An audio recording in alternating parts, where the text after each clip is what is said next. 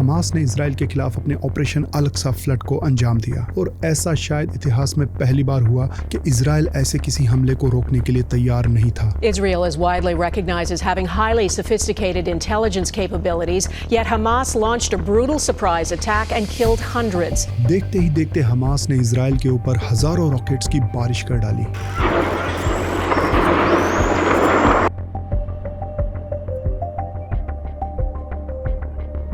और motorcycles, pickup trucks, paragliders, boats और mid range rockets का एक हाईली कोऑर्डिनेटेड अटैक करते हुए तकरीबन 200 लोगों को एब्डक्ट कर लिया, यानी किडनैप कर लिया गया। और फिर वही हुआ जो बट ऑब्वियस था, इजरायली फोर्सेस ने हेवीली रिटेलिएट करना शुरू कर दिया। सवाल उठता है इस अटैक की टाइमिंग पर भी कि आखिर कैसे हमास दुनिया की सबसे एडवांस्ड माने जाने वाली बॉर्डर फेंसिंग मैकेनिज्म में से एक को ब्रीच कर पाया। कैसे दुनिया की सबसे वेल इक्विप्ड मिलिट्री के होते हुए और मोसाद जैसे बहुत ही प्रेस्टिजियस इंटेलिजेंस के होते हुए भी इजराइल अपने लोगों पर हुए इस अटैक को रोक नहीं पाया। देखिए, अगर हम इस कन्फ्लिक्ट को सही से समझना चाहते हैं तो पहले हमें इस कन्फ्लिक्ट में इन्वॉल्व अलग अलग ग्रुप्स के बारे में जानना पड़ेगा। इस पूरे कन्फ्लिक्ट में पहला ग्रुप है हमास, यानी इस्लामिक रेजिस्टेंस मूवमेंट, जिसके अंडर गाजा का एरिया आता है। दूसरा है पीए, यानी पैलेस्टीनियन अथॉरिटी, जो वेस्ट बैंक के एरिया को गवर्न करती है। अब वैसे तो वेस्ट बैंक इजराइल की डायरेक्ट ऑक्यूपेशन के अंडर आता है, इसीलिए पैलेस्टीनियन अथॉरिटी यानी पीए यहाँ पर बहुत ही लिमिटेड पावर्स एक्सरसाइज करती है। और जो ऑर्गेनाइजेशन इंटरनेशनली रिकॉग्नाइज्ड है as a official representative of the Palestinian people, वो है पीएलओ,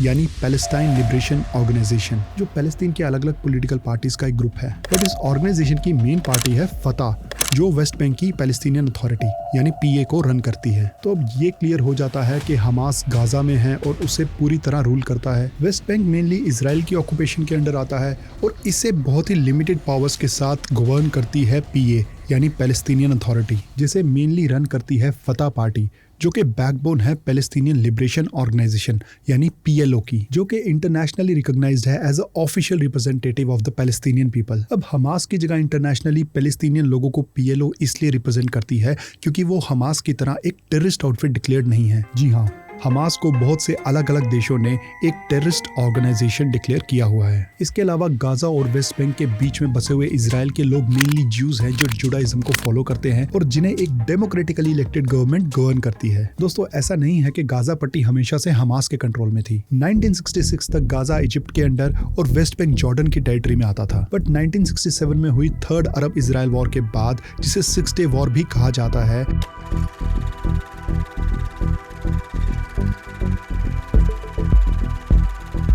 इजराइल गाजा और वेस्ट बैंक को अपने कंट्रोल के अंदर ले आया। उस वक्त इजरायलियों का सामना हुआ एक ऐसे इंसान से जिसका नाम था शेख अहमद यासीन। अब तब तो इजरायलियों को यही लगा कि ये एक व्हील चेयर पे बैठा हुआ अपाहिज इंसान है जिसका मकसद बस स्कूल, हॉस्पिटल बनाना और चैरिटी के बाकी काम करना है। बट उन्हें इस चीज का कोई एहसास नहीं था कि यही इंसान आगे चलकर हमास की क्रिएशन करेगा। खैर, उस वक्त इजरायलियों को शेख यासीन की एक बात अच्छी लगी कि वो भी इजरायलियों की तरह पीएलओ यानी पैलेस्टीनियन लिबरेशन ऑर्गेनाइजेशन से नफरत करता था। और जैसा मैं आपको बता चुका हूं कि पीएलओ एक ऐसी ऑर्गेनाइजेशन है जो इंटरनेशनल लेवल पे पैलेस्टीनियन लोगों की रिप्रेजेंटेशन करता है। तो इसीलिए इजरायलियों ने ये मानकर कि दुश्मन का दुश्मन दोस्त होता है, उन्होंने शेख यासीन और उसके साथियों को एक तरह से सपोर्ट करना शुरू कर दिया। एक इजरायली कमांडर ने तो ये तक कबूल किया कि उसने खुद इजरायली टैक्स पेयर्स के पैसे से हमास को फंड किया। ऐसा करने की एक सबसे बड़ी वजह यह भी थी कि पीएलओ का ऑफिशियल चार्टर इजराइल को पूरी तरह खत्म करने की बात करता था। इसीलिए इजराइल पीएलओ को कमजोर करना चाहता था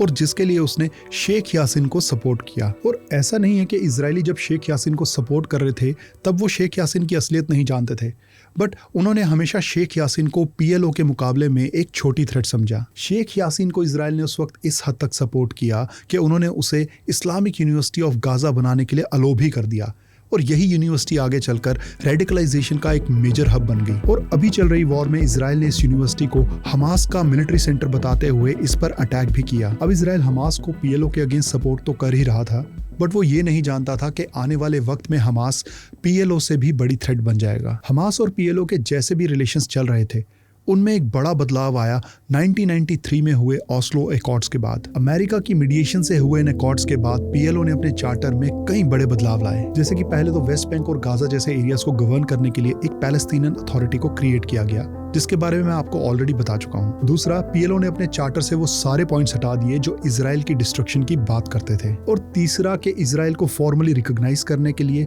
उनकी एग्जिस्टेंस को एक्सेप्ट करने के लिए पीएलओ अल्टीमेटली मान गई। पीएलओ के इजराइल के अगेंस्ट लाइन चेंजेस से जहां एक तरफ ज्यादातर पैलेस्तीनी लोग नाराज हो रहे थे, वहीं दूसरी तरफ हमास इजराइल पर अटैक्स करके लोगों के बीच में अपनी पोजीशन और स्ट्रांग बना रहा था। और ऑस्लो अकॉर्ड्स की टर्म्स को फुलफिल करने के लिए 2005 में इजराइल ने भी गाजा पट्टी और वेस्ट बैंक के भी काफी एरिया से अपनी फोर्सेस को हटाना शुरू कर दिया। बट इसके बाद जो पैलेस्टीनियन स्ट्रक्चर था उसमें मेजर और हिस्टोरिक चेंजेस आए। साल 2006 में पैलेस्टीनियन अथॉरिटी जो गाजा और वेस्ट बैंक को गवर्न करती थी, उसके लेजिस्लेचर में मेजॉरिटी नंबर ऑफ सीट्स जीतकर हमास ने अपनी गवर्नमेंट फॉर्म कर ली, जिसकी मेनली दो वजहें थी। एक तो था उनका सोशल सर्विस और दूसरा था पीएलओ के सॉफ्ट स्टैंड के उलट जाकर इजराइल के अगेंस्ट एक हार्ड स्टैंड लेना। वैसे हमास ने मेनली जिस पॉलिटिकल पार्टी को इलेक्शंस में हराया था वो थी फतह, जो कि पीएलओ की एक मेजर पॉलिटिकल आर्म थी। हमास से हारना फतह को एक्सेप्टेबल नहीं था और क्योंकि उनकी वेस्ट बैंक में स्ट्रॉन्ग प्रेजेंस थी,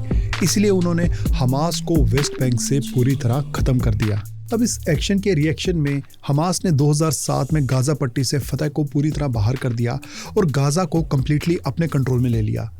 मतलब कि पीएलओ की पैलेस्टीनियन अथॉरिटी का इसके बाद गाजा पट्टी से कोई लेना देना नहीं रहा। और इस सारी लड़ाई में हक मारा गया आम पैलेस्तीनियों का, क्योंकि साल 2006 के बाद उन्हें कभी मौका ही नहीं मिला कि वो अपनी पार्लियामेंट को चुनने के लिए वोट कर सकें। दोस्तों, ये कोई पहली बार नहीं है कि इजराइल पर हमास ने अटैक किया हो, पर हाँ, जिस स्केल पर यह अटैक किया गया है वो पहली बार देखने को मिला है। और इसीलिए यहाँ ये सवाल उठता है कि आखिर क्या वजह है कि इजराइल पर हमास को इस तरह अटैक करना पड़ा, और ये जानते हुए कि फिर इजराइल का रिस्पॉन्स आगे से इतना फोर्सफुल होगा कि गाजा पूरी तरह बर्बाद हो सकता है। बट हमास ने तब भी इतना बड़ा रिस्क लिया और अपने लिए एक डू और डाई की सिचुएशन बना ली। हाई चांसेस हैं कि हमास ने इजराइल पर अटैक किया है उस हिस्टोरिक पीस डील को रोकने के लिए जो अमेरिका करवाने जा रहा था सऊदी अरेबिया और इजराइल के बीच में। इस हिस्टोरिक डील से सऊदी अरेबिया इजराइल को पहली बार एक देश के तौर पर रिकॉग्नाइज करके एक बहुत बड़ा जियोपॉलिटिकल फायदा पहुंचाता, क्योंकि सऊदी अरेबिया अरब वर्ल्ड में एक बहुत ही इंपॉर्टेंट पोजीशन होल्ड करता है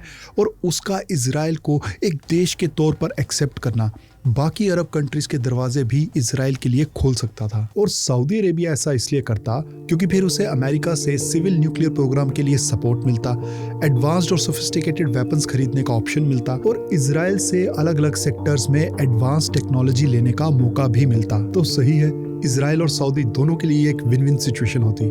बट अमेरिका को क्या मिलता? आखिर अमेरिका क्यों ऐसी डील्स करवा के लगातार इजराइल को सपोर्ट प्रोवाइड करता आया है? Being a super power, America cold war के बाद से ही मिडल ईस्ट में स्टेबिलिटी बनाने की कोशिश करता आया है, जिसकी सबसे बड़ी वजह थी कि सोवियट्स अपना इन्फ्लुएंस मिडल ईस्ट में ना बढ़ा पाए, जो कि एक पेट्रोलियम रिच जगह भी है। इसीलिए अमेरिका कोल्ड वॉर के बाद से ही इजराइल को सपोर्ट करता रहा और जिस तरह वक्त के साथ साथ अमेरिका का इन्वॉल्वमेंट वेस्ट एशिया में बढ़ता गया, वैसे ही सऊदी अरेबिया और इजिप्ट की तरह इजराइल भी अमेरिका के लिए उतना ही ज्यादा स्ट्रैटेजिक बनता गया। अब यहाँ आप सोच सकते हैं कि इस डील से हमास का ऐसा क्या लेना देना था कि उसने इसे अपने लिए एक डू और डाई की सिचुएशन बना लिया। वेल, अगर ये डील हो जाती तो मिडल ईस्ट का जियोपॉलिटिकल लैंडस्केप कंप्लीटली बदल जाता और एक क्लियर मैसेज आता कि पैलेस्टीनियन स्टेट का मुद्दा अरब वर्ल्ड के लिए अब किसी तरह की प्रायोरिटी नहीं रखता, जिस तरह वो पिछले कई सालों से रखता था। क्योंकि पैलेस्टीन के मुद्दे को बिना हल किए अगर सऊदी अरेबिया इजराइल को रिकॉग्निशन देता तो ये एक क्लियर मैसेज होता कि पैलेस्टीन का मुद्दा अब बीते हुए वक्त की बात बन चुका है। इवन इससे पहले भी 2020 में यूएई, बहरीन और मोरक्को ने जब अब्राहम अकॉर्ड्स के थ्रू इजराइल को रिकॉग्निशन दी थी, तब भी पैलेस्तीन का मुद्दा उन नेगोशिएशंस में डायरेक्टली इन्वॉल्व नहीं था। तो हम ये कह सकते हैं कि वक्त के साथ साथ पैलेस्तीन के मुद्दे ने एक स्टेटस को मेंटेन कर लिया। मतलब कि ये मुद्दा जिस तरह का था बस वैसा ही बन के रह गया था। इसमें पैलेस्तीनियों को कुछ नया हासिल नहीं हो पा रहा था। मगर 7 अक्टूबर को इजराइल पर एक सडन अटैक करके हमास ने स्टेटस को तो तोड़ा ही, बट बहुत ही स्ट्रैटेजिकली खेलते हुए सऊदी अरेबिया और इजराइल के बीच में होने वाली हिस्टोरिक डील को भी रुकवा दिया। सबसे पहले तो हमास ने इजराइल पर एक सडन अटैक किया और काफ़ी इजराइलियों को हॉस्टेज बनाकर ले गया, जिसके बाद हमास जानता था कि इजराइल प्रोवोक होगा और उन पर गाजा में हैविली रिटेलिएट करेगा। इसके साथ साथ हमास ने वहाँ के आम लोगों को गाजा के बाहर जाने से से रोक दिया ताकि वो उन्हें एज अ ह्यूमन शील्ड बनाकर इस्तेमाल कर सके। और जब इजराइल के अटैक्स हों तो उनमें सबसे ज्यादा मरने वाले गाजा के आम लोग हों, ताकि इंटरनेशनली इजराइल का ज्यादा से ज्यादा क्रिटिसिज्म हो और जिससे फाइनली सऊदी अरेबिया पर यह प्रेशर बने कि वो इजराइल के साथ कोई डील ना करे। क्योंकि अटैक के फौरन बाद ही सऊदी अरेबिया के फॉरेन मिनिस्टर का ये बयान आया कि इजराइल पर हुए अटैक के लिए इजराइल खुद जिम्मेवार है। और उसके बाद सऊदी के क्राउन प्रिंस मोहम्मद बिन सलमान का ये कहना कि उनका किंगडम पैलेस्टीनियन के लोगों के साथ खड़ा है, ये सब बताता है कि हमास किस हद तक अपनी स्ट्रैटेजी में कामयाब हुआ। अब देखिए, पैलेस्तीन का मुद्दा वक्त के साथ साथ जिस तरह दबता जा रहा था, फिर तो हमास जैसे ग्रुप की एग्जिस्टेंस आज नहीं तो कल खत्म हो ही जाती। तो फिर why not go the other way कि हम तो डूबे ही हैं सनम, तुम्हें भी ले डूबेंगे। पर क्या डुबाने का काम सिर्फ हमास कर रहा था? नहीं, जो हालात पिछले कुछ महीनों से इजराइल के बने हुए थे, उन हालातों ने हमास को एक गोल्डन चांस दिया कि वो इजराइल की सिक्योरिटी को ब्रीच कर पाए और इतिहास में इजराइल पर होने वाले अपनी तरह के पहले हमले को अंजाम दे पाए, जिसकी वजह थी बेंजामिन नेतन्याहू की गवर्नमेंट के द्वारा लाए गए वो जुडिशियल रिफॉर्म्स जो वहां की इलेक्टेड गवर्नमेंट को इजराइल के बाकी सभी इंस्टीट्यूट्स से पावरफुल बना रहे थे। ये रिफॉर्म्स इजरायली गवर्नमेंट को अनलिमिटेड पॉलिटिकल पावर्स देते अपने नेशनलिस्ट और रिलीजियस ऑब्जेक्टिव्स को अचीव करने के लिए, जैसे कि मेनली वेस्ट बैंक में और ज़्यादा सेटलमेंट्स बनाने के लिए और रिलीजियस ऑर्गेनाइजेशंस को सेकुलर ऑर्गेनाइजेशंस के मुकाबले ज़्यादा बजटरी बेनिफिट्स प्रोवाइड करने के लिए। अब इस बीच इजराइल के defence minister Yoav Gallant prime minister Netanyahu को लगातार वार्न करते रहे कि इन रिफॉर्म्स की वजह से देश में जो सोशो पॉलिटिकल डिविजन्स पैदा हो रही हैं, उनका बड़ा असर डिफेंस और सिक्योरिटी की ऑपरेशनल प्रिपेयर्डनेस पे पड़ रहा है। पर पीएम नेतन्याहू ने गैलेंट की वार्निंग्स को एक विद्रोह के रूप में देखते हुए उन्हें डिफेंस मिनिस्टर की पोजीशन से हटा दिया। मगर खैर, मोसाद और शबाक जैसी इंटेलिजेंस एजेंसीज और सीनियर आर्मी ऑफिसर्स के प्रेशर के अंडर पीएम नेतन्याहू को अपना लिया डिसीजन बदलना पड़ा। इवन इजराइल के चीफ ऑफ स्टाफ हर्जी हलवी भी लगातार ये कहते रहे कि इजराइल में पैदा हो रही सोशो पॉलिटिकल डिविजन्स की वजह से वहां की नेशनल सिक्योरिटी वल्नरेबल होती जा रही है। मगर वहां के कुछ मिनिस्टर्स ने चीफ ऑफ स्टाफ पर यह इल्जाम लगाया कि वो एक मिलिट्री कू यानी तख्ता पलट करने की कोशिश कर रहे हैं। आज हम देख सकते हैं कि इजराइल में किसी तरह का तख्ता पलट तो नहीं हुआ, बट जैसा वहां के डिफेंस मिनिस्टर और चीफ ऑफ स्टाफ ने कहा था, वो सच जरूर हो गया। हमास ने इजराइल के इस अंदरूनी टकराव का फायदा बखूबी उठाया और इजराइल के अंदरूनी टकरावों की वजह से इनकी एजेंसीज की आपसी कोऑर्डिनेशन कितनी बिगड़ गई, ये पता चलता है अमेरिका के हाउस ऑफ रिप्रेजेंटेटिव्स के फॉरेन अफेयर्स कमेटी के हेड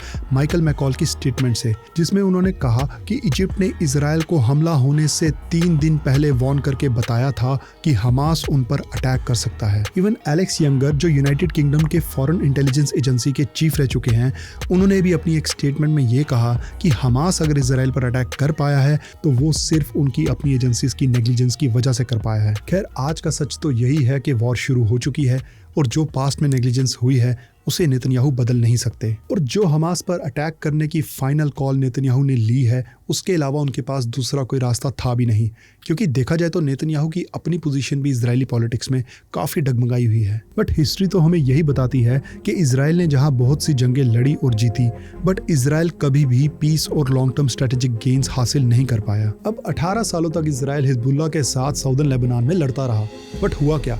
आज ये ग्रुप इतना ताकतवर है जितना वो हिस्ट्री में पहले कभी नहीं था। तो इसीलिए इजराइल के आगे आज बड़ा सवाल ये है कि क्या वो गाजा में एक शॉर्ट टर्म ऑपरेशन करके लौट जाएगा या फिर गाजा पर कब्जा करके तकरीबन 23 लाख लोगों को फिर से अपने डायरेक्ट कंट्रोल में ले आएगा। अगर इजराइल पहला रास्ता चुनता है तो वो लॉन्ग टर्म में हमास को फिर से खड़े होने का मौका और वक्त देगा, और दूसरा रास्ता एक ऐसी लंबी अर्बन वॉर को ट्रिगर करेगा जो दुनिया के सबसे डेंसली पॉपुलेटेड एरिया में लड़ी जाएगी। तो क्या इस कन्फ्लिक्ट में कोई ऐसा रास्ता नहीं है जो इजराइल और पैलेस्तीनियों के बीच के इस कन्फ्लिक्ट को सुलझा सके? देखिए, रास्ता है, और वो है 2 स्टेट सोल्यूशन का, जिसे भारत भी हमेशा सपोर्ट करता आया है। बट ये 2 स्टेट सोल्यूशन है क्या? 2 स्टेट सोल्यूशन जिसे ऑस्लो अकॉर्ड्स ने प्रपोज किया था, वो सिंपली सजेस्ट करता है establishment of a Palestinian state next to the state of Israel. इस सोल्यूशन के अकॉर्डिंगली जॉर्डन रिवर और मेडिटेरेनियन सी के बीच की जो लैंड है उसे डिवाइड किया जाएगा 2 इंडिपेंडेंट और सॉवरेन देशों में, जिनमें एक होगा इजराइल और दूसरा होगा पैलेस्तीन। प्रैक्टिकली देखा जाए तो ये एक बहुत ही मुश्किल काम है,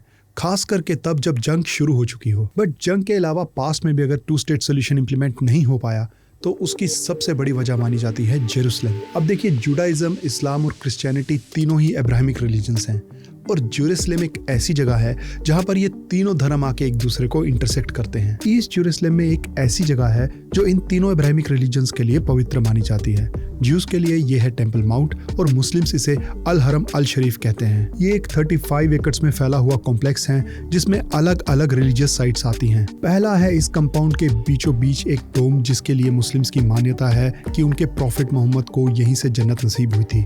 और इसी डोम के साथ है इनका अल अक्सा मॉस्क, जहां एक वक्त में 5000 मुस्लिम्स वर्शिप कर सकते हैं। मक्का और मदीना के बाद मुस्लिम्स के लिए यही जगह तीसरी सबसे पवित्र माने जाने वाली जगह है। ज्यूज के लिए इस जगह की मान्यता है कि इसी जगह पर उनके मसीहा इब्राहिम ने अपने बेटे की कुर्बानी दी थी और यही वो जगह भी है जहां ज्यूज के 2 एनिशिएंट टेंपल्स कभी खड़े होते थे। इवन इनके रिलीजियस प्रोफेसीज के अकॉर्डिंगली टेंपल माउंट ही वो जगह है जहां पर इनका तीसरा टेंपल बनेगा जब भगवान इनके मसीहा को भेजेंगे। अभी के लिए ज्यूइश लॉज ज्यूज को इस कंपाउंड में एंटर करने की इजाजत नहीं देते हैं क्योंकि वो इसे बहुत ही ज्यादा पवित्र मानते हैं। इसीलिए ज्यूज अपनी प्रेयर्स करते हैं इस कंपाउंड की वेस्टर्न वॉल के पास, जिसे वेलिंग वॉल भी कहते हैं, और जो इनके दूसरे टेंपल की ही बची हुई एक दीवार है। बाकी बात रही क्रिश्चियंस की, तो जेरूसलम में क्रिश्चियंस की भी सबसे ज्यादा पवित्र माने जाने वाली जगह है जिसका नाम है Church of the Holy Sepulchre. Christians का बिलीफ है कि इसी जगह पर जीसस क्राइस्ट की क्रूसिफिकेशन हुई थी और कुछ तो इवन ये भी मानते हैं कि इसी जगह पर जीसस क्राइस्ट की वापसी भी होगी। इसीलिए दुनिया भर के क्रिश्चियंस के लिए जेरूसलम सबसे जरूरी तीर्थ स्थान बन जाता है। अब 2 स्टेट सोल्यूशन में जेरूसलम एक बोन ऑफ कंटेंशन बना हुआ है क्योंकि इजराइल और पैलेस्तीन दोनों ही इसे अपने पास रखना चाहते हैं। और जेरूसलम के अलावा 2 स्टेट सोल्यूशन पर एक बड़ा सवाल तब भी उठता है जब हम बात करते हैं पैलेस्टीनियन रेफ्यूजीज की। देखिए, आज तकरीबन 60 lakh refugees West Bank, Gaza, east Jerusalem और जॉर्डन, सीरिया, लेबनान के रेफ्यूजी कैंप्स में रह रहे हैं। अब इतनी बड़ी पॉपुलेशन को इजराइल के सिर्फ ऑक्युपाइड टेरिटरीज के एरियाज में बसाना पॉसिबल नहीं है, तो इसीलिए कुछ को इजरायली टेरिटरीज में भी बसाना पड़ेगा, बट वो इजराइल के 2 स्टेट सोल्यूशन के आइडिया के अगेंस्ट जाता है। दोस्तों, आज इजराइल और पैलेस्तीन के इतिहास की कड़वी सच्चाई ये है कि जब तक कोई मेजर वायलेंट क्लैश नहीं होगा तब तक कोई भी इस सेंसिटिव इशू की तरफ ध्यान नहीं देगा। और वायलेंस होने के बाद जब ध्यान दिया भी जाता है तो नतीजतन एक एग्रीमेंट साइन होता है और आगे चलकर फिर उसी एग्रीमेंट की धज्जियां भी उड़ाई जाती हैं और फिर से नए सिरे से वायलेंस शुरू हो जाती है और बाद में फिर से एक और नया एग्रीमेंट बनाया जाता है। और वो कहते हैं ना, काल चक्र यूं ही गोल गोल घूमता रहता है। 1973 में योम किपुर वॉर हुई, जिसके नतीजतन 1978 में Israel Egypt Camp David's accord sign हुए, जिसमें पैलेस्टीनियन सेल्फ रूल का वादा किया गया। बट जब इस एग्रीमेंट से कुछ नहीं हुआ तो फिर 1987 के इंतिफादा की वायलेंस हुई और हमास जैसे आतंकवादी ग्रुप का जन्म हुआ। इस इंफितादा के थ्रू 1993 और 95 में ओस्लो अकॉर्ड साइन हुए, जिनमें फिर से पैलेस्टीनियंस को पैलेस्टीनियन अथॉरिटी के थ्रू सेल्फ रूल का वादा किया गया। बट रियलिटी में ऐसा कुछ अचीव नहीं हुआ और आज हम फिर से उसी पॉइंट पर पहुंच गए हैं जहां फिर से वायलेंस की शुरुआत हो गई है। आज इसमें कोई दो राय नहीं है कि हमें हमास के आतंकी हमले को पूरी तरह कंडेम करना चाहिए, बट फिर हमें यह भी नहीं भूलना चाहिए कि कुछ भी वैक्यूम में नहीं हुआ है। इजराइल को भी अपनी गलतियों को कबूल करना चाहिए और जिन वादों को वो करके भूल गया उन वादों पर उसे फिर से विचार करना चाहिए। जहां वो इतना जोर लगाकर हमास जैसे टेरर ग्रुप को खत्म करने की कोशिश में लगा है, वहीं उसे पैलेस्टीनियन अथॉरिटी जैसी एक पॉलिटिकल एंटिटी के साथ उतना ही एफर्ट लगाकर एक परमानेंट सोल्यूशन ढूंढने की कोशिश भी करनी चाहिए। नहीं तो फिर काल चक्र यूं ही चलता रहेगा और बहुत से लोगों की अकाल मृत्यु होती रहेगी। और वो कहते हैं ना, what goes around comes around. दोस्तों, वीडियो आपको एजुकेटिव और एंटरटेनिंग लगा हो तो प्लीज़ वीडियो को लाइक और चैनल को सब्सक्राइब ज़रूर कर लें, ताकि मैं आगे भी ऐसी वीडियोस बनाता रहूं जिससे मैं आपकी ओपिनियन को सही से इन्फॉर्म कर सकूं, क्योंकि मैं मानता हूं कि आपकी ओपिनियन मायने रखती है।